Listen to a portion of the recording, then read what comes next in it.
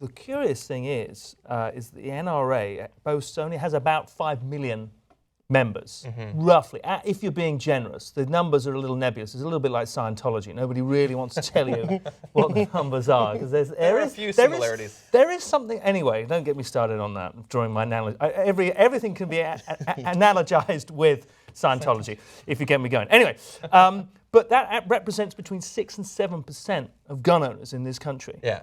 So not even of Americans, of American gun owners. Right, of American gun owners. Sorry if I wasn't clear enough. No, you're clear. I was just emphasizing. So that then tells you how disproportionate the influence and impact that this tiny group of lobbyists have, and they act and operate at the behest of the gun manufacturers. And mass shootings, as we know, and I don't say this glibly, so please don't misunderstand what I'm trying to say. Mass shootings are great for the gun business. If you're a gun manufacturer, mass shooting is you just hear the cash register going, because there's again, talking about fear, there's nothing more, and this is where it comes from. There's nothing more fear-based than I need a gun to protect myself because there's a bad guy out there, and if I own a gun, I can protect myself, and that is the mantra. The good guy with the gun. That's the mantra that the NRA peddle, and that is extremely powerful. It is a complete myth, but it's extremely powerful. Yeah. Now, it even went with that first, there's a good guy with a gun coming after the one bad guy. So then when we lead it into things like these AR-15s, things like that actually are war machines, you have to start thinking about, okay, there's 15 guys running at me. Because that would be the reason that you need to do this Rambo situation, or maybe your commando. We're living in 1987 one-man army movies. People really think this is how it works. And as long as I have this huge weapon in my hand, first off, I'm fearless, and then therefore I'm unstoppable. Yeah. And then eventually you have to prove to yourself how unstoppable you are. It's a mental. It has to fulfill what you've been dreaming of. Or even I almost 100% agree with that. I got a comment on one of my anti-gun videos on my personal channel that says, "Well, what if I'm attacked by 50 people?" And I'm not 100% sure that they're trolling me. I think they could be serious. But even if they don't feel the need to do anything, and I fully believe that 99.9% of all the people, not just gun owners, but people who buy AR-15s or guns like the Sig Sauer MCX, don't tell me it wasn't an AR-15, I don't give a fuck, they will never do anything. But it is their ability to access that gun that allows people who do want to kill people to access that gun. And your happiness in having that gun, your pride in having that gun, and how much you think it's badass means nothing to me in comparison to the importance in stopping people who want to kill as many people as possible from getting one. And okay, before we go down that rabbit hole, and I get a lot of that, I've had to school myself on it because still some of it is culturally so difficult for me to get my head around in terms of why a civilian person would demand as a right, not as a privilege, not as a fettered privilege, but as a right. It is my right to have a weapon that can fire 45 rounds in a 60-second burst or 60 seconds. I'm having to really, not coming from this culture, not coming from this country, it is difficult for me to get in that mindset. But I get, okay, that's a given. But what we're talking about here are people who are on a watch list, on the federal watch list, who are known or suspected terrorists. Now, the counter argument the NRA says, that list is so voluminous. It's so bad. Anybody. You don't know the nebulous reason anyone could be on that, and you can't get off it, and it could be. Well, you can get off it. It can be relatives. It can be this. It can be that. The reality is that list is about 700, maybe 800,000. All right, I give you that. 800,000. But of those people, of those 800,000, there's only 2% are U.S. citizens. Yeah. So the rest about of them, 10,000, I think, are U.S. citizens. It's about 10,000. Yeah. So that all of a sudden, which is also horrifying. It's horrifying. It's horrifying. But if I guess you guys have already covered it, and you know the stats as well as anybody. I mean, that in of itself, then one of their main tenets of their argument evaporates. Yeah, because the idea that simply because you have a gun, we suspect you, isn't true. You have to do some pretty crazy stuff to get put on that list. And the idea that once you're on it, you can never get off it. First of all, there are appeals process and things like that. But look, even the guy who shot up Pulse nightclub was taken off of it. And he had said, I know terrorists and I want to kill people. It's apparently very difficult to stay on the list. Right. So the thing is, there's general background things you can look into. Because actually, I did get into a conversation with someone who was talking about the actual potential problems with the terror watch list, because I think it was born during the Bush administration, and it was part of the fear base of, again, we just talked about the assassination in the UK.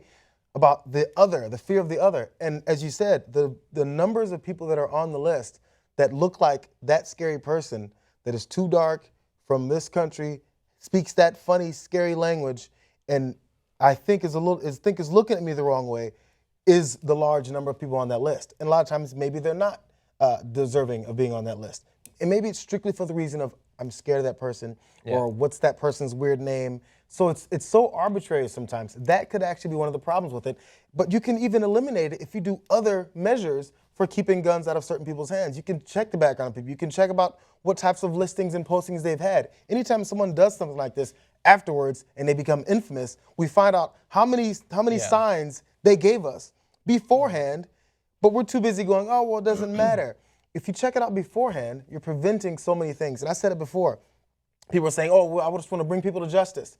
But after the fact, it doesn't even matter if that's your sibling, if that's your family member, if that's your best friend that just got killed. You're not thinking, oh, well, just bring them to justice, and then the next person happens to, doesn't really matter. Yeah. The steps they can put into place that can prevent these things, if they get prevented, they never happened. So you never saw it happen. So we can't really count how many it would have stopped. Exactly, yeah. Because it's the impossible. whole point of prevention is to make less of them. And we just have to get to that point first. Yeah. And stop saying, well, these numbers have to keep going up before I really give a shit. Well, yeah, and the numbers from last year, 2,265 people on that watch list successfully purchased firearms. Yeah. There's over 2,000 people out there somewhere who are on an FBI terrorist watch list who have successfully purchased a firearm last year. Hopefully they're responsible gun owners. That's all that I can hope for at this point. Yeah. But do you understand how crazy that is to say that? I agree. Now, and look, like the idea that if people get put on the terrorist watch list that don't belong on there. Usually they end up getting off of it. But I understand, like, you can't have all of your rights taken away. Like, if you get put on the terrorist watch list and the president decides, oh, well, then we're just going to hold you in solitary confinement until we figure out what's going on, that's crazy.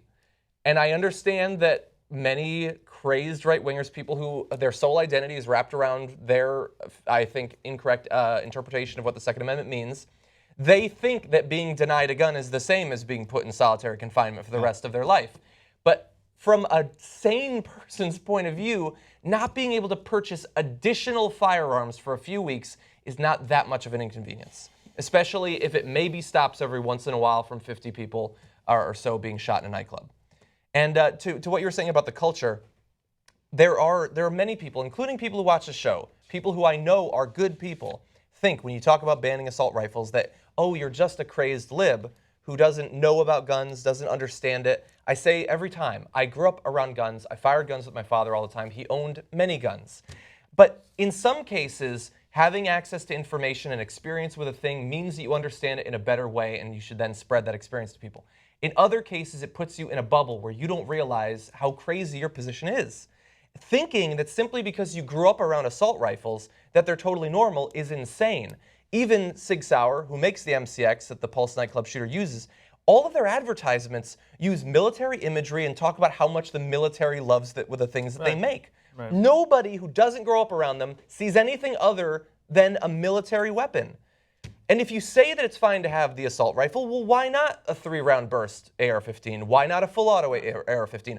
Why not grenades? Why not tanks? Because it's fucking crazy, that's Mortars. why. I mean, bazookas. Why not a bazooka? The argument always changes. If you're responsible, be responsible with your bazooka. The argument always changes. If it goes to, oh, you don't know anything about guns, oh, you named that gun wrong. You said AR-14, it's AR-15, you fucking idiot.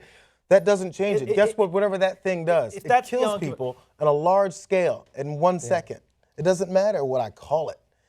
No, and if that's the strength of the argument of the pro-gun is that you don't know your AR-15 from your Colt 45, then okay, guilty as charged. I don't. But I know you should know the difference between those two. I know the principle. I know that there have been 1,000 mass shootings in the 1,260 days. There are mass shootings on 5 out of every 6 days on average. Mass shooting defined as 4 people or more have been shot and killed. There is an epidemic. There is a fetishization of gun ownership in this country, which is leading to a public health issue of unprecedented levels. You're 3 times more likely to be shot and killed by a weapon in this country than any other industrialized country in the world. That is a problem.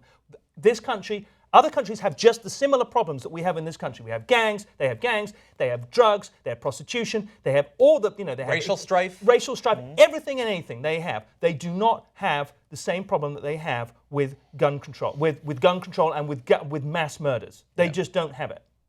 And it needs to be addressed.